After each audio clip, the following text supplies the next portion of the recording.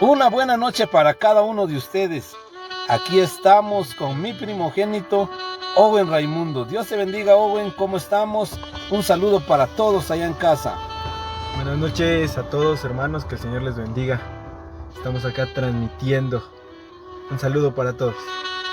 Qué bien, qué bien. Pues les contamos que aquí estamos en Quetzaltenango haciendo unas comisiones, pero no queremos dejar por alto la programación de El Radar. De tal modo que hoy traigo a tu corazón el capítulo número 19 de Primera de Reyes. Es un capítulo en donde encontramos que Acab comienza así. Acab le da la noticia a Jezabel y Jezabel recibe la noticia que Elías había matado a todos sus sacerdotes.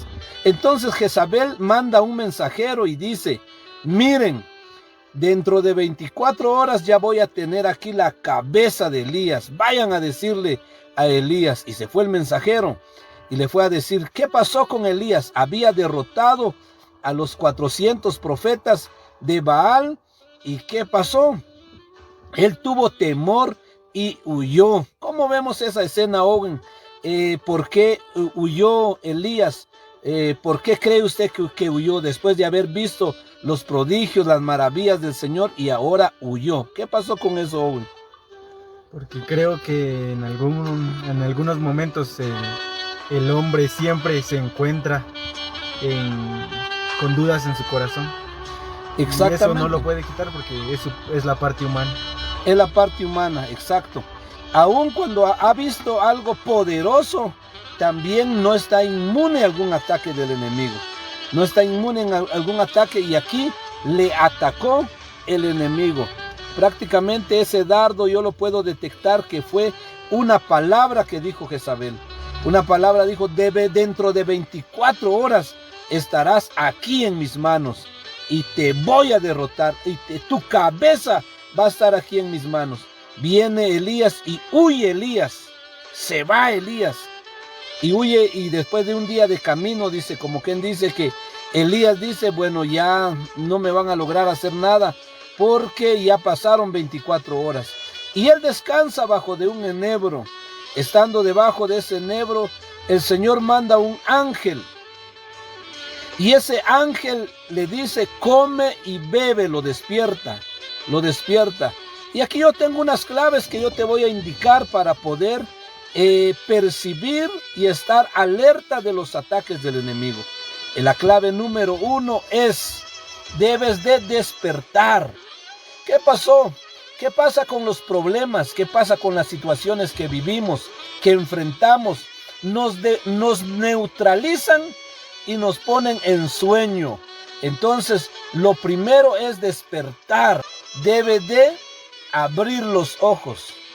Abrir los ojos. Alguien que está durmiendo tiene cerrados los ojos, pero alguien que está despierto abre los ojos y está prácticamente alerta, atento, está consciente de que está despierto, de que ya amaneció, de que ya anocheció, de que está en madrugada.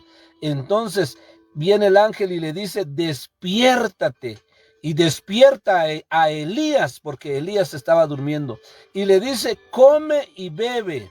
Come y bebe significa la palabra del Señor, significa la palabra del Señor. Come y bebe significa el Espíritu Santo. Dos cosas muy fundamentales que deben de estar en la vida del ser humano: la palabra del Señor y el Espíritu Santo. Háganos un comentario, Owen, de la palabra del Señor que alimenta el ser de la persona y también del Espíritu Santo. Bueno, yo creo que sin duda el Espíritu Santo tiene muchas funciones, y una de esas funciones es consolar a nosotros, ¿verdad? Yo creo que el Señor Jesucristo lo dejó porque sabía que nos hacía mucha falta, ¿verdad? El Espíritu Santo. Y yo creo que cuando nosotros tenemos la presencia del Señor, que es el Espíritu Santo, y la palabra del Señor como nuestra ayuda, todo eso no es suficiente, ¿verdad? Tal vez podemos pensar que nos hacen falta muchas cosas, pero si tenemos a Jesús en primer lugar, Él es suficiente para suplir todas esas cosas, y así nos podemos alimentar. Amén. Y eso pasó. El ángel llegó y despierta a Elías y le da de qué comer y le da de qué beber. Y luego de eso, duerme otra vez Elías. Mira, duerme. Y luego el ángel una vez más despierta a Elías y le dice, come y bebe. Y le dice una cosa, porque largo camino te queda. Y eso es la primera palabra que yo quiero llevarte a tu corazón. Largo camino te queda. A veces decimos, no, hasta aquí quedó todo. Aquí se terminó todo. Ni un paso más. No, mucho camino te queda. Largo camino te queda, pero sobre todo, el Señor va a estar contigo. La hermana Leti García escribe, amén. Y entonces se levanta. Y después que se levanta Elías, camina 40 días y 40 noches. Y dice la escritura ahí, lo que comió y lo que bebió le aguantó 40 días y 40 noches. ¿Por qué? Porque cuando nos alimentamos de la palabra, cuando buscamos su Espíritu Santo, entonces ahí está la fortaleza del cristiano, ahí está la fortaleza del que está en Jesucristo.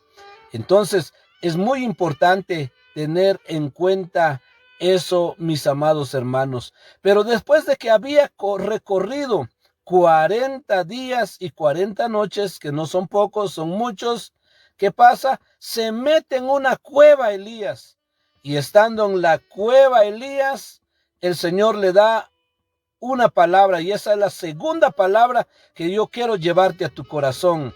Y la segunda palabra es, ¿qué haces ahí, Elías? Imagínate, ¿qué haces ahí, Elías? ¿Dónde? En la cueva. Cuando pasamos por problemas, a veces nos encerramos, nos enfrascamos, o como dice el dicho, nos ahogamos en un vaso de agua. Pero Dios nos dice esta noche, ¿qué haces ahí? A veces nos refugiamos también en X o Y situación, pero el Señor nos dice, ¿qué haces ahí? ¿Qué podemos decirles a todos, en los que se refugian en refugios que no son el Señor, en refugios que no son buenos? El Señor les dice, salgan de ahí. Pero ¿qué les podemos decir a ellos que el Señor quiere para su corazón? El hermano Héctor Oswaldo escribe, gloria a Dios, bendiciones, pastor, y ánimo a seguir adelante. Gracias, hermano Osvaldo. Pues yo creo que el Señor siempre tiene planes de bien y no de mal para nosotros, ¿verdad? Dice la palabra del Señor, muchas promesas nos hablan que Él siempre quiere lo mejor para nosotros. Y entonces, si Él quiere lo mejor para nosotros, nosotros deberíamos planear, anhelar lo mejor para nosotros. Y yo creo que una cueva no es el lugar donde debemos de estar. No es una cueva, no es el lugar que el Señor ha planeado para nosotros. Porque si la palabra del Señor dice, yo sé los planes que tengo para ustedes, pensamientos de bien, mis pensamientos también tienen que ser de bien, porque yo tengo que alinear mis planes a los planes del Señor. Pero si los planes de Dios son pensamientos de bien y mis planes son estar en una cueva, no va a pasar nada, porque no me estoy alineando a los planes de Dios. Entonces creo que los planes del Señor nunca fueron una cueva, nunca fueron algo donde nos sintamos cómodos, sino en un lugar donde Él anhela que se cumplan sus planes, mucho mejor que una cueva. Excelente, excelente. Así es, en la cueva no va a pasar nada.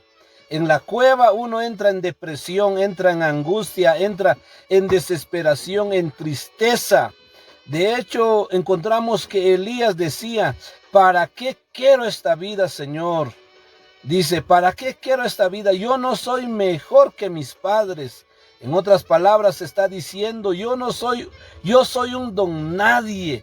Yo no valgo para nada.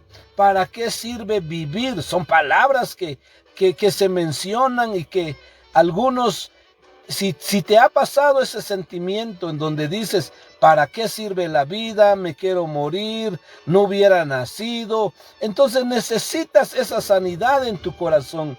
Y hoy el Señor te dice como una palabra, sal de esa cueva. ¿Qué estás haciendo allí? Entonces, una forma de salir de esa cueva es llegando a la casa del Señor. Porque en la casa del Señor te vas a dar cuenta que va a haber una palabra para tu vida, que el Señor va a hablar a tu corazón, que el Señor va a ministrar. Él conoce tus necesidades. Entonces, estando en su casa, te alineas a sus propósitos, como dijo Owen. Hay que alinearse a los propósitos del Señor. Y alinearse a los propósitos del Señor quiere decir, Él quiere lo mejor para mí y yo también hago lo mejor para Él. Y hago lo mejor para mí para alinearme en el sentido. Porque aunque Él quiere lo mejor, pero si tú no haces lo mejor, aunque Él quiere que tú salgas de la cueva, pero si tú no quieres salir de la cueva, entonces es muy importante salir de la cueva. Y entonces viene el Señor y comienza a ministrarle. El Señor comienza a hablar con él. Y él, ¿qué pasa? Él sale, él recupera fuerzas, es ministrado por el Señor y entonces sale adelante. Elías, ¿quién puede decir? Elías, un profeta que fue traspuesto por el Señor.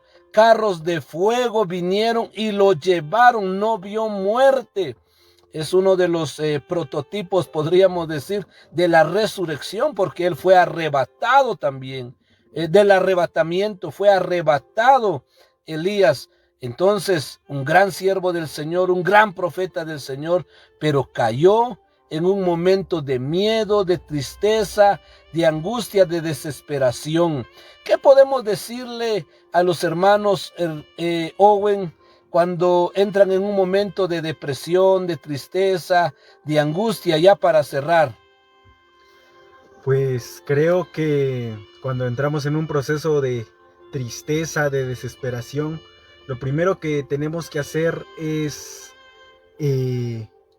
no condenarnos, porque creo que es muy humano eso, ¿verdad? Así como algunos profetas cayeron en depresión, como David, ¿verdad? Y que son grandes referentes de la Biblia, estuvieron tristes, pero una cosa de la que hicieron ellos es que no se detuvieron en su tristeza, no se mantuvieron ahí, sino que confesaron, ¿verdad? Y esa es una de las cosas que hacía David, ¿verdad? Confesaba sus dolores, confesaba que sus huesos se estaban secando de tanta tristeza que tenía, ¿verdad? O sea, abrían su corazón, se desahogaban, y eso hacía que salieran de esa depresión. Entonces, sin duda, la tristeza, la depresión y todo eso es muy humano, ¿verdad? Y si nosotros vemos a alguien con tristeza, con depresión, no debemos juzgar y decirle, es que no confía en Dios, ¿verdad? Porque esas son cuestiones muy humanas, pero también todos los que están pasando por tristeza o estamos pasando por alguna tristeza, depresión, alguna frustración en nuestra vida,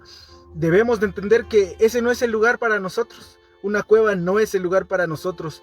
Una tristeza no es el lugar para nosotros, sino es un lugar mucho mejor, un lugar que ha prometido Jesucristo en esta tierra y en la tierra y cuando vengan. Yo leía un versículo el sábado pasado donde dice, yo los voy a bendecir para que ustedes bendigan a otros. Es una promesa y yo creo que el Señor nos puede bendecir de gozo para que nosotros llevemos el gozo para otros. Hagamos lo mismo que David también, confesemos, hay un gran poder en la confesión, ¿verdad? Porque cuando confesamos nosotros somos libres. Cuando decimos, es como tener una herida, ¿verdad? Si yo escondo la herida, yo solito me muero con esa herida. Pero si digo, yo tengo una herida, me atienden, buscan que sea sano. Y entonces, por eso es que David confesaba y pues tiene un gran poder la confesión. Pero también debemos de saber en qué lugares confesar nuestras heridas. Por ejemplo, con nuestros pastores, con líderes de confianza, ¿verdad? Amén. Excelente, excelente consejo, excelente cierre. Y así que no te ahogues en un vaso de agua. Todo tiene solución. Es de humanos el poder estar en un momento de desesperación, angustia, pero hay cura.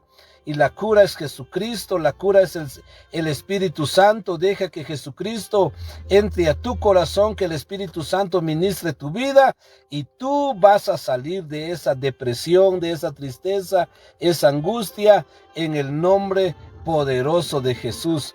Y mencionaba Owen a un personaje llamado David. Y David, en una de sus situaciones que estaba pasando, en el Salmo 103 dice: bendice alma mía a Jehová, y no olvides ninguno de sus beneficios. A veces cuando estamos en angustia, nuestros ojos están más enfocados en todo lo malo que nos ha pasado y no nos acordamos de lo bueno que ha sido el Señor. Pero el Señor ha sido bueno. ¿Por qué no escribes allá en casa? El Señor ha sido bueno.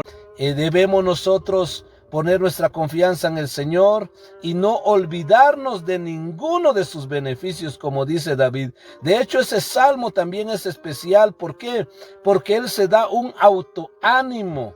A veces ese autoánimo no viene, es al contrario, y decimos: ¿para qué vine a este mundo? ¿Para qué estoy solo? Estoy robando oxígeno, y entonces estamos haciéndolo negativamente, pero hay que hacerlo positivamente. Si Dios te ha dado vida, si Dios te ha dado salud, si me estás viendo esta hora, si estás respirando, es que hay planes del Señor para tu vida. Oramos en esta hora por cada una de las necesidades que hay allá en casa, y si puedes también ora por nosotros.